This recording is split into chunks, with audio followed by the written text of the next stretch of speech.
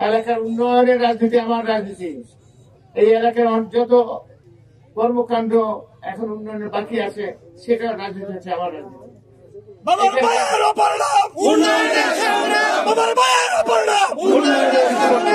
পাশাপাশি আমাদের 3 থানায় আমি দেখেছি, জানি, আমি জেলে থেকে চিন্তা করছি যে আমাদের বেকার যুবক যুবতী অনেক বিভিন্ন ভাবে আছে। প্রতিটা পরিবারে কম বেশি একজন করে বেকার যুবক আছে বা যুবতী আছেন, তাদের কর্মসংস্থান আমার রাজনীতি।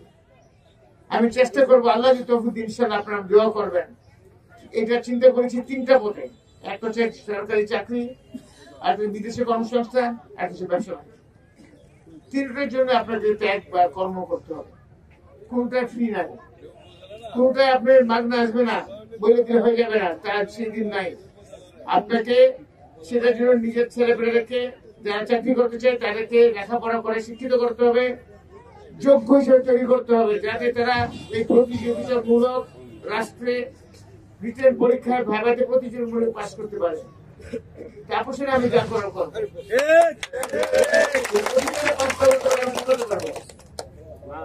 এটা প্রথম জিনিস।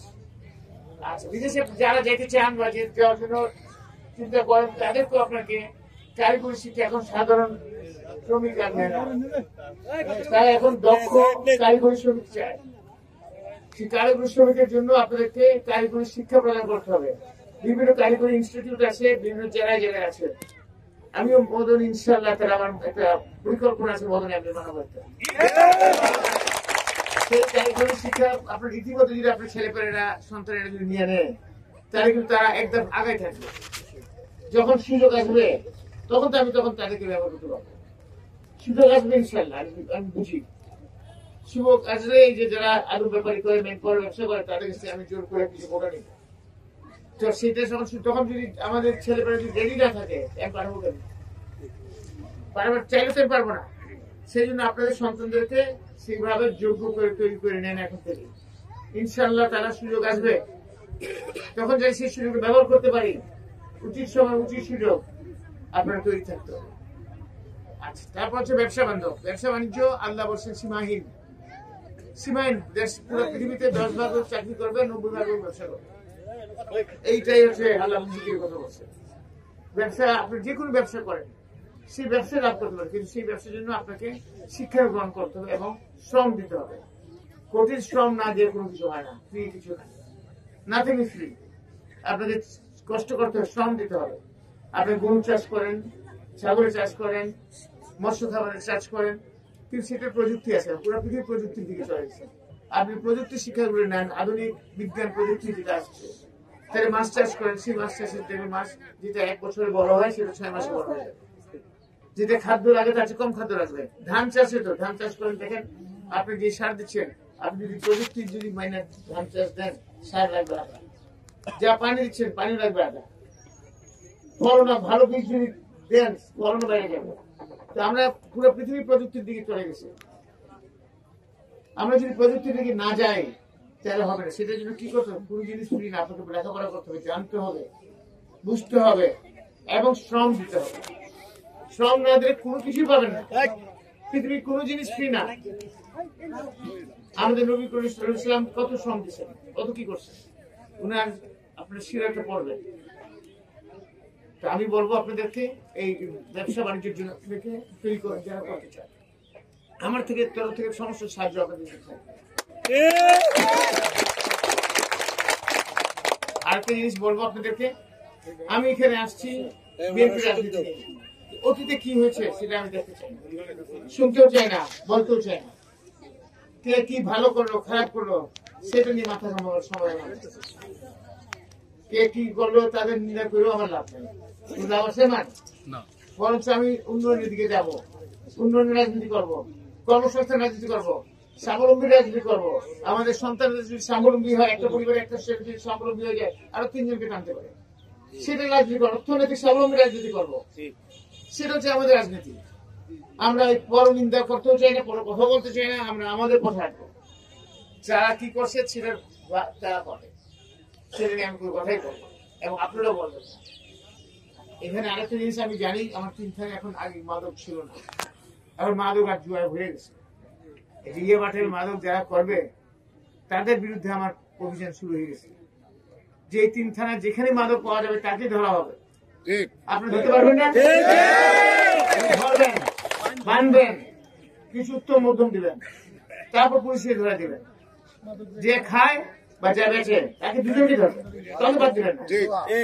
আর তার জন্য যদি কেউ তদবির করতে চায় তাকেও ধরবো, পুলিশকে তদবিরকারীকেও ধরে ফেলবো। মাদক একটা মাদকের সেবী যদি একটা পরিবার থাকে, সেই পরিবারে অশান্তি আসে, পরিবার ধ্বংস হয়ে যায়। আমি নিজে দেখছি পরিবার ধ্বংস হয়ে যায়, পরিবার ধ্বংস হয়ে যায়।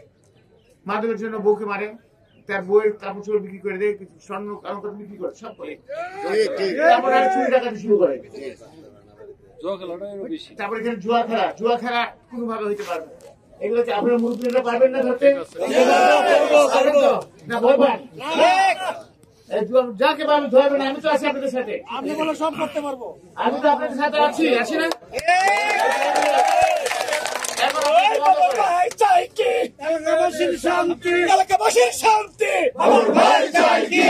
আমাদের যুব সংস্কৃতি আমরা বিনষ্ট হতে দিতে পারি?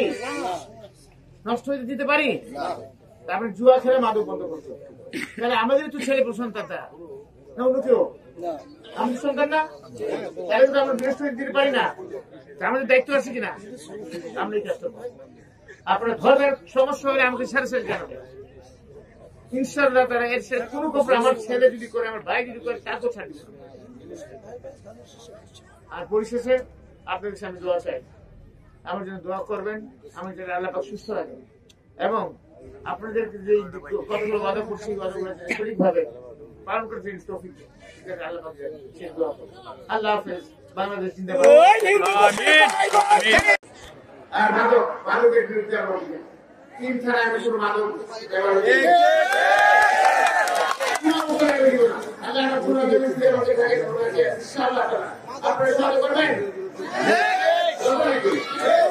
মাদক যে খাবে, মাদক যে বিক্রি করবে, এটা ধরতে পারবে না?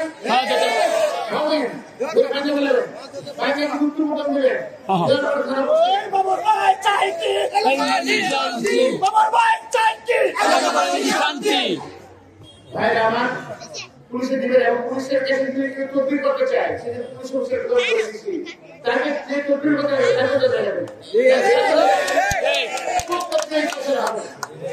এই জিনিসগুলা এই 3 থানায় আল্লাহ যদি বাঁচা দেখে আমি করতে দিব না। ঠিক আছে, আপনার সাথে দিবেন কি? ইনশাআল্লাহ। আপনি পারবেন না? আপনি পারবেন না? হ্যাঁ পারবো। না না না, একবারে ধরে মারের মুখে সব ছেলে ধরে পায়ে বাইরে দিবেন, তারপর আবার ঠিক পুছান না, এটা পুছান না। তারা যদি আজকে বক্তব্য থেকে মেসেজ না দেয়, ভুল করবেন।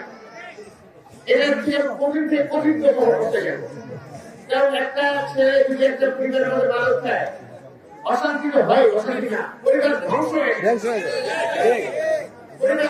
যায়।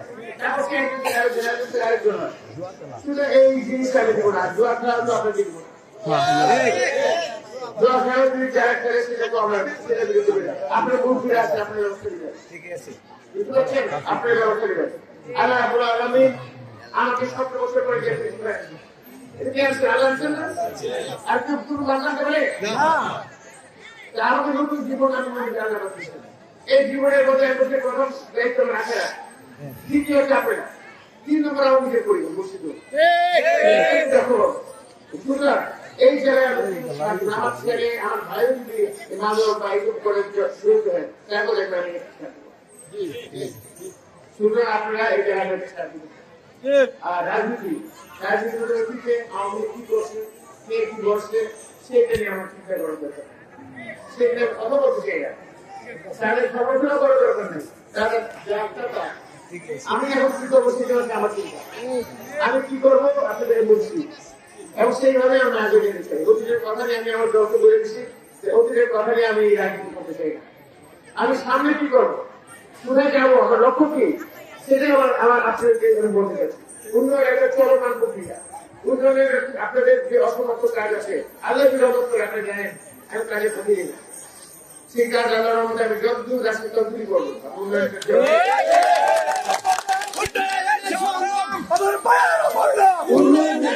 আপনাদের কাছে এখন আমি বক্তব্য নির্ধারিত করবো না, আমার নেত্রী এবং তারা দিয়ে আমার নেত্রী ব্লক হবে আল্লাহ সুস্থ করে এবং বুঝতে আবার অনেক দায়িত্ব নিতে পারে। আর আমার নেতা এখন আপনার কি প্রধানমন্ত্রী হিসেবে দেখতে চান? দেখতে চান?